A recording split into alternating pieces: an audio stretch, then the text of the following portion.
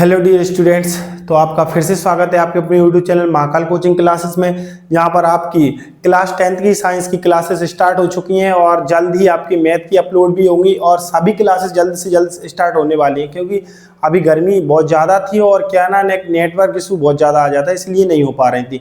तो आपके आज का पहला टॉपिक है आपका रासायनिक अभिक्रिया। रासायनिक अभिक्रिया एक बहुत शानदार टॉपिक है आप लोगों का, 7 से 8 नंबर यहाँ से आप लोगों के बनते हैं। तो सबसे पहले आज हम इसमें दो टॉपिक समझने वाले हैं बिल्कुल बेसिकली, क्या ऊष्माक्षेपी और ऊष्माशोषी। तो ऊष्माक्षेपी क्या होता है और ऊष्माशोषी क्या होता है। देखो, ऊष्माक्षेपी अभिक्रिया वे अभिक्रियाएं जिनमें क्या होता है, ऊष्मा जैसे उत्पाद के निर्माण के साथ साथ ऊष्मा ऊर्जा भी उत्पन्न होती है, ऊष्मा ऊर्जा का भी निर्माण होता है, वो क्या कहलाती है, ऊष्माक्षेपी कहलाती है। ऊष्माशोषी का मतलब होता है अवशोषित करना, एब्जॉर्ब करना, किसी चीज को अवशोषित कर लेना। जैसे इसमें वे अभिक्रियाएं जिनमें नए उत्पादों का निर्माण के साथ क्या होगा, ऊष्मा का उत्सर्जन होगा, यानी कि ऊष्मा उत्सर्जित करेंगे और ये ऊष्मा को मुक्त करेंगे, तो ये अवशोषित करेंगे। तो चलिए फिलहाल अपन लिखना प्रारंभ करते हैं कि वे अभिक्रियाएं, फटाफट से लिखिए पहले तो जल्दी से। वे अभिक्रियाएं, ठीक है, क्या वे अभिक्रियाएं जिनमें उत्पाद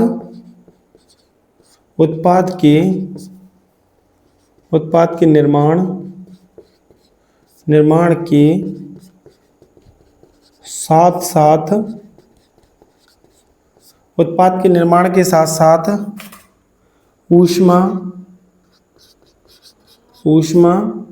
ये ऊष्मा ऊर्जा है ना, ऊष्मा ऊर्जा का निर्माण भी होता है, ऊष्मा ऊर्जा उत्पन्न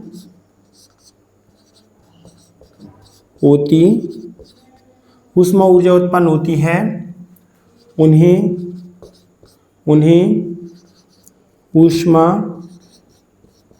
ऊष्माक्षेपी अभिक्रिया कहते हैं।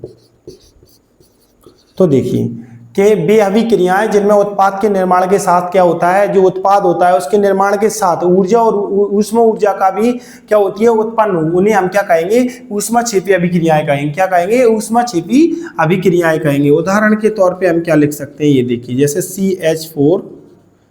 CH4 प्लस, यानी कि हाँ बिल्कुल CH4 हमारा एक क्या है, गैस है, प्लस O2O2 ये भी हमारा एक गैस है।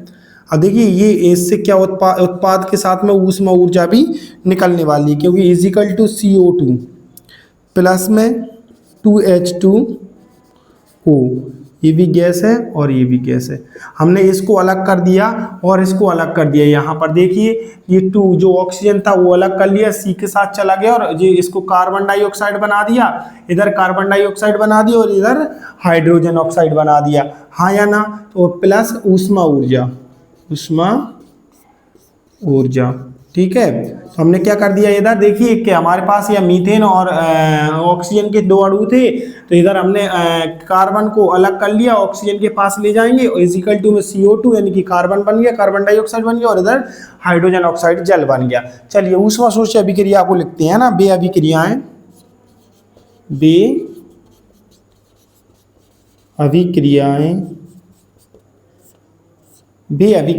जिनमें उत्पाद के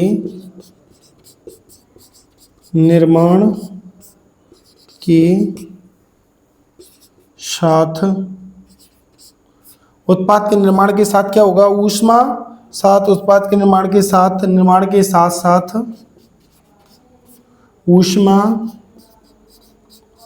ऊष्मा या ऊर्जा का क्या होगा, उत्सर्जन होगा, ऊष्मा ऊर्जा, ठीक है।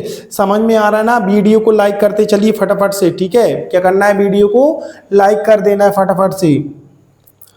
ऊष्मा ऊर्जा अपशोषित होती है, क्या होती है, अपशोषित होती है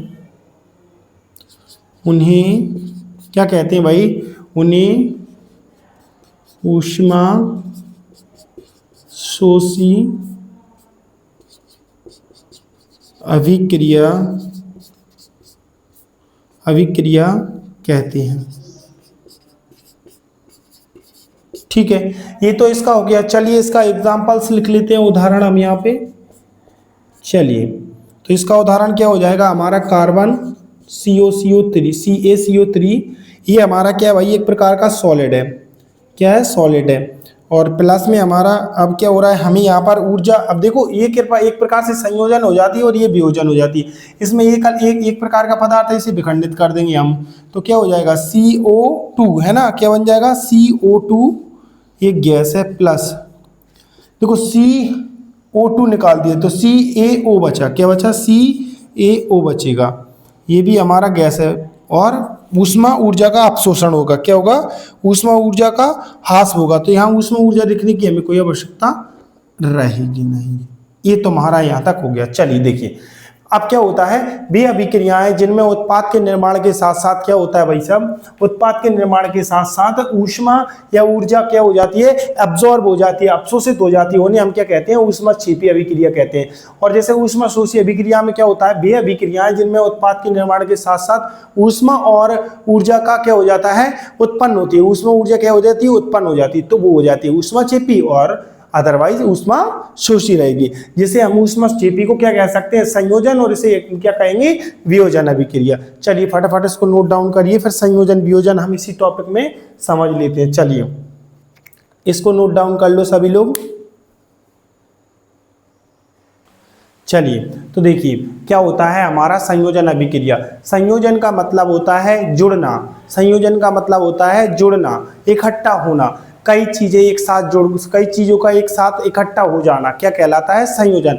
तो संयोजन का क्या होता है कि संयोजन अभिक्रिया क्या है, तो वह अभिक्रिया, संयोजन में क्या होगा, वह अभिक्रिया जिसमें दो या दो से अधिक उत्पाद एक साथ मिलकर क्या करते हैं, एक साथ जब मिलते हैं तो एक क्या करेंगे, उसे हम क्या कहेंगे, एक उत्पाद का निर्माण करेंगे। आज मेरी बात सुनो, जैसे मान के चलिए आपके पास में यहाँ देखिए, जैसे आपके पास में यहाँ पर दे दिया हमको कार्बन दिया है, यानी कैल्शियम कार्बोनेट, क्या है, कैल्शियम कार्बोनेट और कार्बन डाइऑक्साइड। तो कैल्शियम बाइकार्बोनेट हम यहाँ पर बना देंगे, क्या बना देंगे, कैल्शियम बाइकार्बोनेट। दोनों चीजों को मिलाना है। दो या दो से अधिक अभिकारक जब एकल उत्पाद का निर्माण करते हैं, जैसे हमें पता है संयोजन, इतना समझ लो, संयोजन का मतलब होता है जुड़ना। जब दो या दो से अधिक उत्पाद क्या करते हैं, आपस में जुड़ते हैं, अभिकारक आपस में जुड़ते हैं, तो क्या होता है, हमारा संयोजन अभिक्रिया हो जाता है। क्या हो जाता है, संयोजन अभिक्रिया हो जाता है। इसी तरह से इसका बिल्कुल विपरीत रहता है हमारा वियोजन अभिक्रिया। क्या रहता है, बिल्कुल विपरीत हमारा वियोजन अभिक्रिया रहता है। जैसे देखिए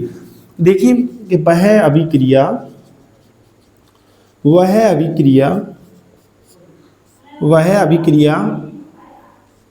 ठीक है, वह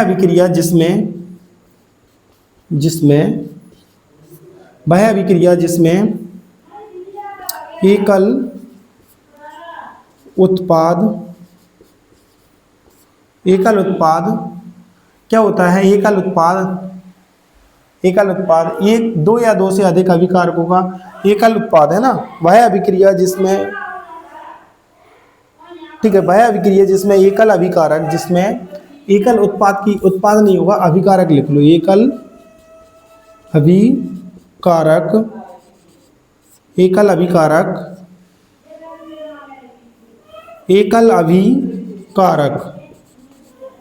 वह अभिक्रिया जिसमें एकल अभिकारक क्या होगा, हमारा वियोजित लिख लो, वियोजन नहीं तो वियोजित होकर, है ना, वियोजित होकर दो या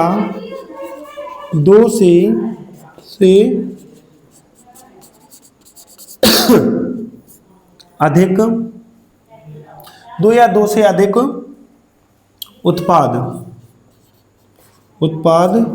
का निर्माण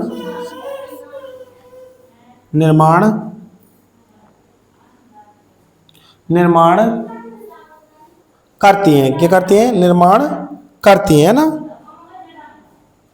निर्माण करते हैं। करती हैं, यहाँ पे और चेंज लिखी, निर्माण करती हैं, निर्माण करती हैं, उन्हें क्या कहती हैं? वियोजन अभिक्रिया कहते हैं। वियोजन अभिक्रिया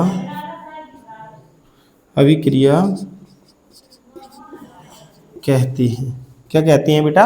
वियोजन अभिक्रिया कहते हैं। देखो वियोजन में मतलब क्या, उदाहरण के लिए मैं सीधा ले लेता हूँ कार्बन जो जैसा का CaCO3 इजिकल टू, ये मेरे पास सॉलिड है। अब मैं इसका अगर विखंडन कर दूं, वियोजित कर दूं, तो मुझे कहता है क्या बनेगा? CaO प्लस CO2 ऐसे लिख सकता हूँ, ये वियोजित होगा, ये वियोजन अभिक्रिया हो गई। तो भाई वियोजन अभिक्रिया और संयोजन अभिक्रिया क्या है? एक दूसरे के अपोजिट। ऊष्मा चेपी और ऊष्मा शेषी क्या है? एक दूसरे के अपोजिट। वियोजन में क्या होगा? वह अभिकारक जिसमें एक उत्पाद होगा और एक उत्पाद का टूट जाना, कई टुकड़ों में उसका विखंडन हो जाना, वो वियोजन कहलाएगा। संयोजन में क्या होगा? कई चीजों का एक साथ मिल जाना, वो संयोजन होता है। वियोजन का मतलब होता है कई टुकड़ों में टूट जाना। एक अभिकारक वियोजित होकर दो या दो से अधिक उत्पादों में विखंडित हो जाता है, उसे हम क्या कह सकते हैं? वियोजन कहेंगे, और संयोजन में जुड़ जाता है। तो आज की क्लास में हमारे यही 4 टॉपिक्स थे जो आपको बहुत अच्छे से समझ में आए होंगे। कल अगले 3-4 टॉपिक लेकर आऊंगा जिसमें आपको मैं सिखाऊंगा, जैसे विस्थापन अभिक्रिया क्या है, द्विविस्थापन अभिक्रिया क्या है, ठीक है। तो मैग्नीशियम रेवेन को क्यों जलाने से पहले क्यों साफ किया जाता है, तो इस टॉपिक पे हम कल बात करेंगे। आज की क्लास को यहीं विराम देते हैं। वीडियो को लाइक शेयर कमेंट करना ना भूलें।